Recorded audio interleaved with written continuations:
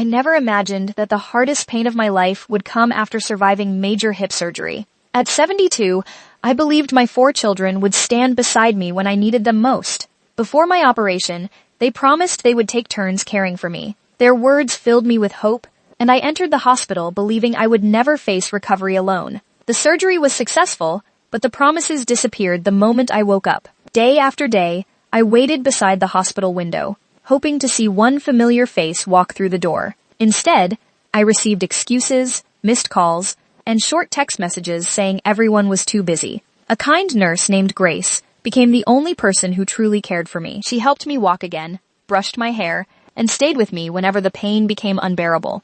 My own children never came. 15 days later, the doctor discharged me. I called every one of my children, but no one answered. Rather than waiting any longer, I ordered an Uber and returned home alone. Walking through my front door was heartbreaking. The refrigerator was almost empty, and the house felt colder than ever before. It became painfully clear that my children had not only abandoned me in the hospital, they had never even considered whether I would have food or anyone to help me once I got home. That evening, I opened an old black notebook my late husband and I had used to keep track of our finances. As I flipped through the pages, an ugly truth stared back at me. My oldest son still owed me thousands of dollars. My daughter had not paid rent for months on one of my apartments.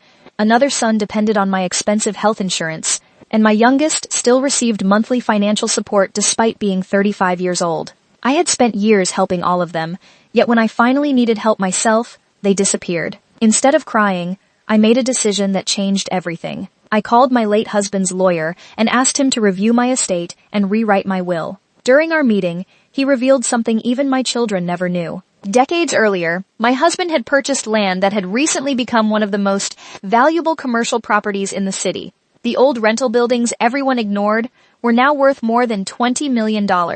Overnight, I realized I was far wealthier than anyone imagined. Suddenly, my children became very interested in visiting me. They apologized, called constantly, and claimed they wanted to help.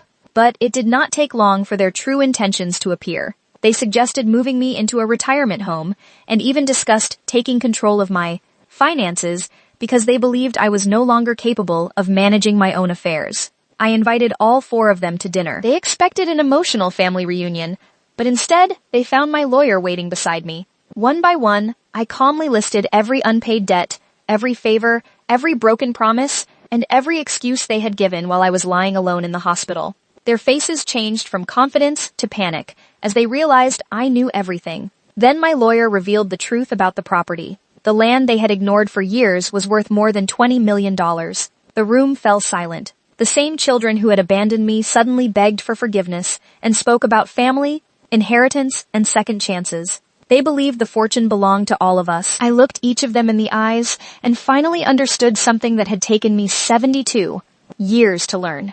They did not miss their mother. They missed the benefits of having one. I announced that all financial support had ended immediately. Every loan would be repaid with interest. My will would be completely rewritten, and none of them would receive another dollar simply because they shared my last name. After they left, I invited the nurse who had cared for me in the hospital to dinner with her family. Their laughter filled my home with more warmth than my children had brought in years. Months later, I sold the valuable property and used the money to create a charitable foundation that provided care, legal support, and companionship for elderly patients abandoned in hospitals just like I had been. Looking back, I no longer see those 15 lonely days as the worst time of my life. They became the moment that opened my eyes. I learned that love without boundaries becomes exploitation, and kindness without respect becomes weakness. My children believed they had abandoned a helpless old woman. What they really did was awaken someone who finally remembered her own worth.